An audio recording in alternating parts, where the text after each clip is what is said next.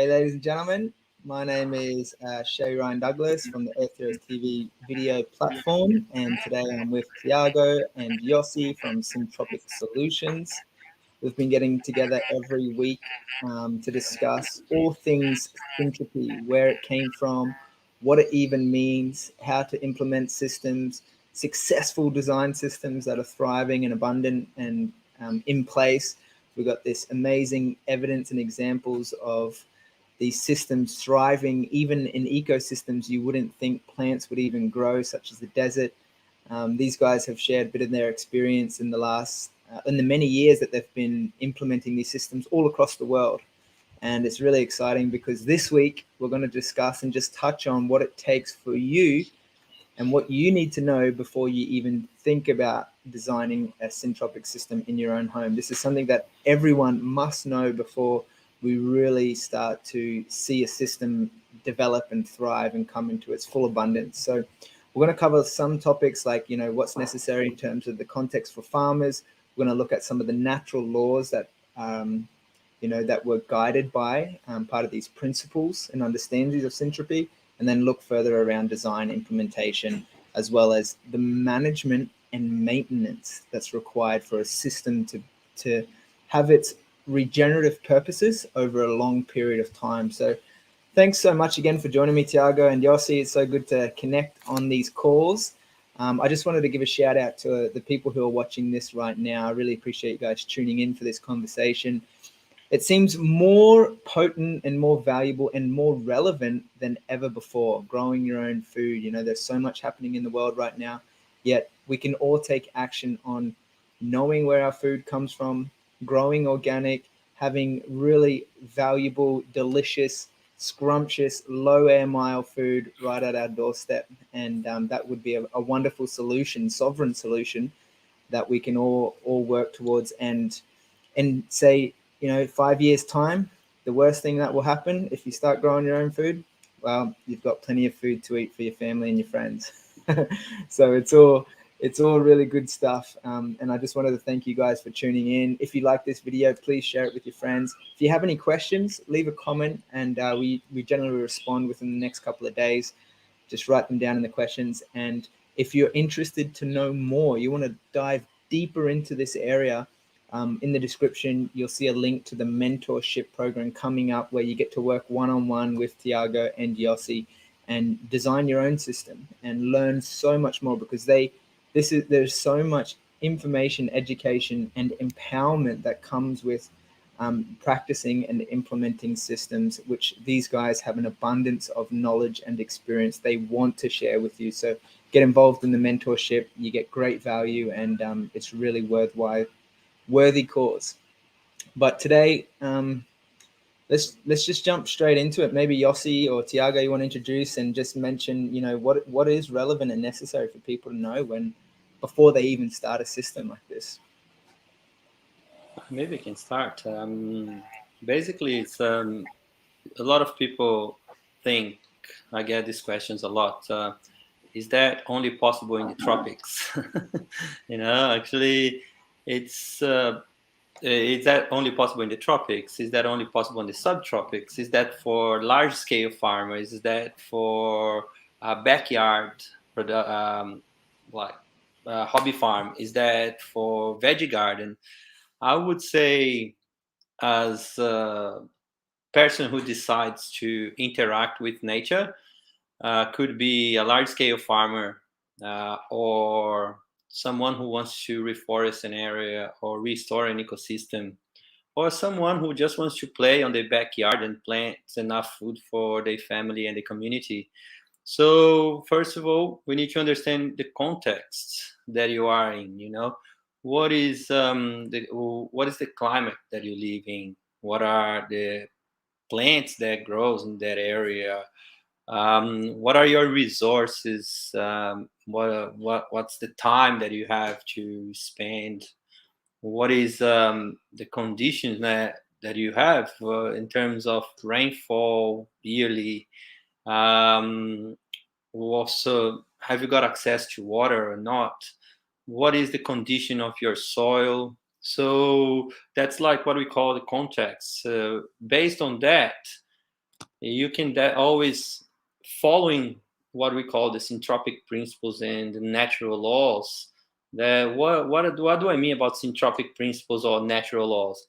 It's something that's it's beyond our control. It's some laws and principles that it it guides this planet and possibly this universe. That for us, what is left is to be humble enough and understand these principles and laws.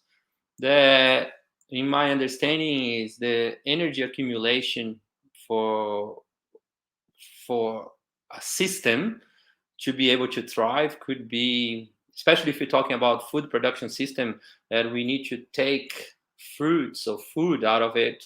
So we need to understand what is the process of energy accumulation through water and nutrients.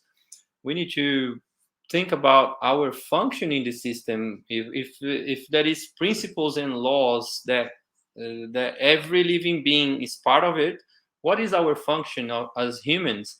How can we interact with this system and do good or be at good for the system as a whole, and also grow our food and restore the area that we are growing. So what can we do so our actions or interactions can have a positive impact?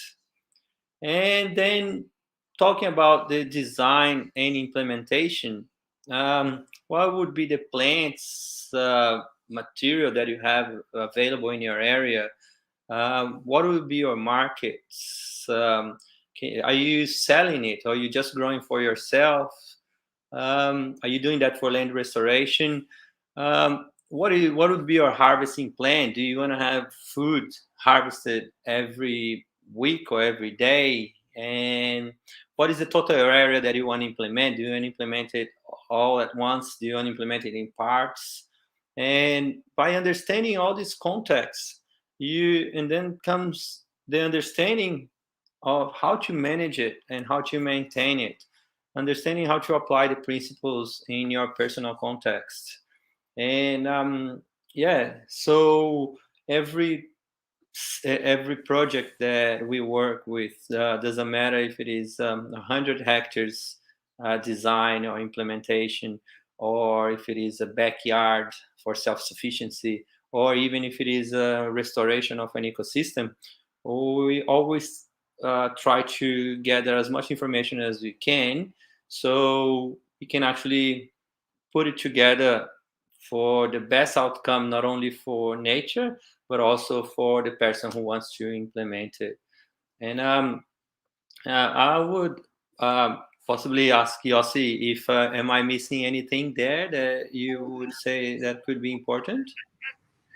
Yeah, thank you for sharing. I mean, what came to me as you're sharing is it's so relevant to where I'm at the moment, and where we're doing this project in New Zealand, and we've spent months, me and my partner, planning, doing all the financial calculations, doing all sorts of different designs, because we're not just focused on doing a 1 hectare syntropic food forest or syntropic system, but also to have human habitats within them, so like small tiny homes. So there's like many different factors with our system. It's, seeing how it can be financially viable for the community. So bringing some economic resource to the people who are living here, who can use the fruits and the nuts to create some type of maybe micro industry for the community, which is really exciting. And also, enough food, enough fruits and berries and nuts that the community can come and live off them. And we also envision that people will be surrounded in an ecosystem that they can then interact with. So our specific project is really focused on community, but also with some economic viability, to bring some income into the community. So it does look at different layers and different levels, and it doesn't need to be as complex as that. But I would say also that as we start implementing, as we start putting the project into practice, we have to, we see that different areas need addressing, such as the people aspect in the system and how it's going to be managed. One of the most challenging things we had was coming in to our community with our plans, and it seeming to be over daunting, the amount of management that's required when, especially people who don't have the know-how. And just putting those fears at ease, showing people how to work with this type of farming, and just beginning that process step by step, and seeing that it's not really that challenging and it's so fruitful. Yeah. So that's where we're at the moment. And yeah. Nice. I'd like to ask you more about this project, Yossi. It sounds so good. When we keep bouncing ideas on how to create ecosystems for humans to live in, and making sure that we will have enough food, not only on the short term but also in the long term, and but taking a step forward and actually trying to generate source of income or creating micro industry. How exciting is that for, because it's a whole new way of living, it's a whole new paradigm, and there is no other module that we can just copy and paste like we have on conventional agriculture, that we can just go there, buy a package of seeds, buy some chemicals and fertilizers and put in there. We know how much it's going to come, and we're going to leave the soil really bad or worse than when we found. So the understanding that you guys are putting together, that okay, we're going to create this living space, but we want to work exactly as much as possible, at least as nature would do, to leave the place better than it was. And tell me a little bit more. I'm very curious about that. Yeah, I I'd think love possibly to. a lot of people there trying to create communities now. They would love to hear more about that. Yeah, I think, I like it. I'm so excited about this. I think one of the main fears actually that come up with people is the physical labor. They're like afraid of, oh my God, we have to do all this work and it's so daunting. And what we do here at the community is we organize like gatherings in the weekends. So we put the word out to all our friends and family, come help us. We're doing a tree planting day and we're going to learn about a new way of farming. And it was 2 weeks ago, we had 30 people here come over the weekend, and we got so much done. And just showing like how when we all come together, what can be done, and that there are some parts of implementing. Yeah, I think that you're cutting off a little bit. That are labor intensive. Yeah, you can go on. Sorry, came back now. Can you say it again? Sorry. Once that's done, once you've implemented your system, okay, all right, that's back now. And then we can just go in and manage it and like enjoy the fruits of our labor. It's so easeful. And the other thing that was coming to me is, looking and actually breaking down the reasons or the different elements of your system. So we have, like I mentioned before, creating some economic viability, whether that's 2 or 3 good cash crops that we can sell, whether that's like chestnuts and artichokes and blueberries, and ones that can provide income in the first year, ones that can provide income in the third year, ones that can provide income in the long term. So making sure to cover all those steps. Then there is a lot of interest from the community about bringing in the native New Zealand forest habitat, which has been destroyed in our area. It's been decimated. We're actually privileged to live on a piece of land which has one of the last remaining 3 hectares of native forest in this whole region of the Manawatu. So we're actually in islands of community with a native forest surrounded by dairy farmers and meat farmers as far as the eye can see. So we're right in the middle of it. So that the closest town to us is all hardcore, farmers working hard, providing a lot of industry. And we're actually spreading out to local community as well to bring them in to see what we're doing. And that's exciting. So it is. And one thing that I hear a lot in these years of experience of working in different climates and different communities or different contexts, that's one thing that always comes to mind. People think, oh, that's going to be too labor intensive. But also, when we start looking at the shift of work that that happens, shift of work that happens on how much work you need to do on a weekly basis compared to how much work you need to do on a weekly basis after the system is implemented. It's actually, it kind of is the same amount of work, or sometimes even less. At the beginning, you actually happens to be more labor intensive at the beginning, but over time, the labor reduces because the trees are kind of occupying their own space in time. They are occupying their own function, and it requires less and less management.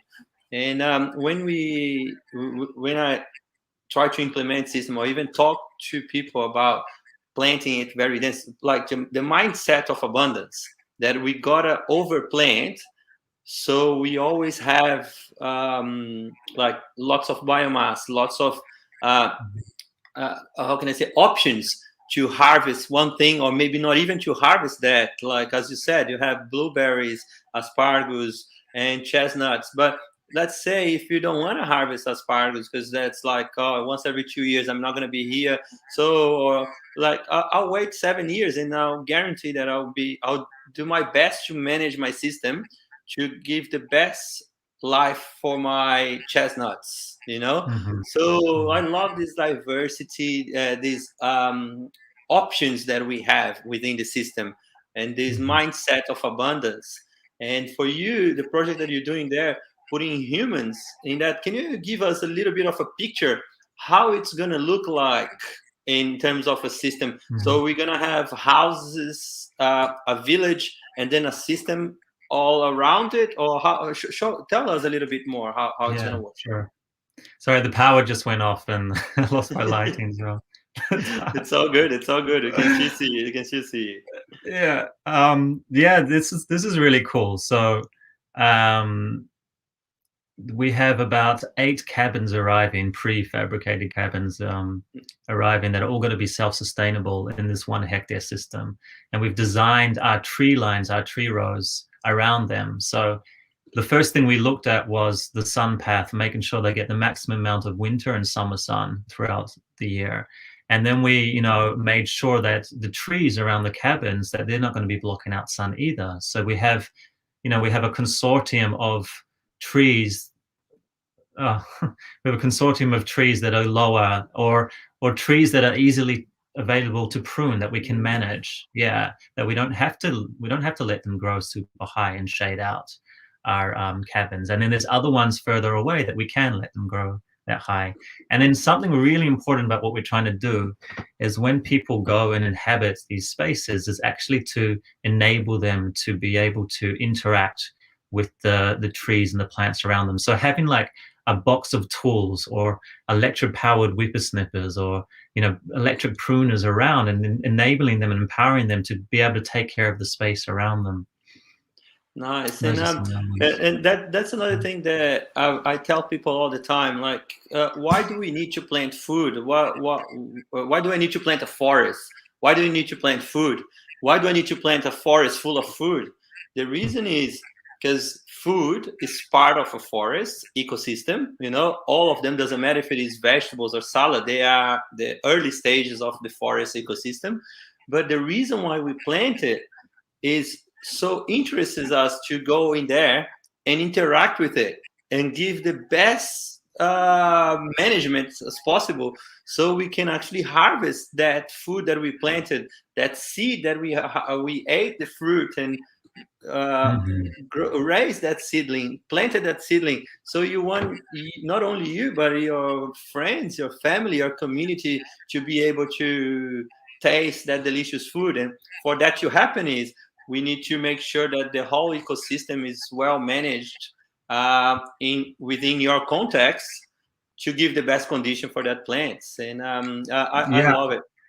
I'd love to just share a link to our designs. We have a page here of designs, which everyone can look at. Just wondering, Shay, if I share it with you, we can bring it up and just scroll through that. Yeah, just quickly. So. Good, and actually that would be something for us to do in the coming weeks as well. Yossi, possibly share some designs. I just did this design for this place in Australia here, west of New South Wales, called Double, where mainly we're gonna grow apples, citrus, pears, stone fruits in general. But also we're going with asparagus, and yeah, I'd love to share some of the designs. Yeah, oh, it looks beautiful, Yossi.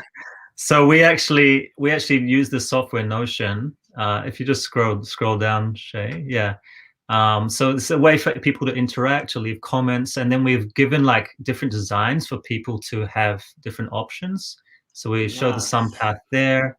That's the 1 hectare that we're working with. The native forest is on the left there. Yeah, exactly. Beautiful. Yeah, that's a whole piece of land. So that looks like an oasis of abundance that you guys are gonna plant in there. And then this is just like our ideas come into our head, like just, playing around with ideas, like all these cabins, a central facility, our orchards, our Syntropic system on the sides. So that one, we looked at having them all like community-based, quite close together. And then if you go further down, we've played with other designs. Yeah, this is where you're incorporating the cabins more into the system and people having their own privacy. So yeah, and we have a whole lot more. So it's all we've been playing with different ideas. Yeah. This reminds me of one of our partners, Murilo, from Agrosintropia. He is working in a project on land development. Oh, Yossi, that looks beautiful, man! Wow, look at that. That's beautiful, my friend. Yes, I love your creativity. So that reminds me of what Murilo is doing. There is this land developer that he was doing this project where he's gonna use this pasture, this something like but he got approval to build 500 houses, but he had to reforest some of the area. So Murilo met this guy and start talking about agroforestry. So what happened is the landscape, how can I say, the land developer, he started linking the patches of forest around the property with a syntropic system, and through the time, all this food that was harvested was given to the people who were buying the land. So imagine you went there to buy a piece of land, and you already had a box of food coming to you every week, So now they already sold out all the land space, and a lot of people are leaving to the community. They have a full-time gardener or 2 full-time gardener, and Murilo is already linked. He already linked the 2 forests on the 2 extremes of the property, and now they are developing more and more food gardens. Forest food gardens for all the people who bought the land. And so imagine every week you have a box full of fruits and food coming to your doorstep because you already paid for it. So creating agro ecosystems for people to live in, that's amazing. That's a dream. And thank you for doing that. And so we're going to talk a lot about in our workshops and how to be able to have this freedom to create. Once you know the principles, once you know your context, once you know the principles, once you know the practices, you can actually, and you know how to manage it, you can be free enough to create, to go wild and create your own system, create a whole village full of food.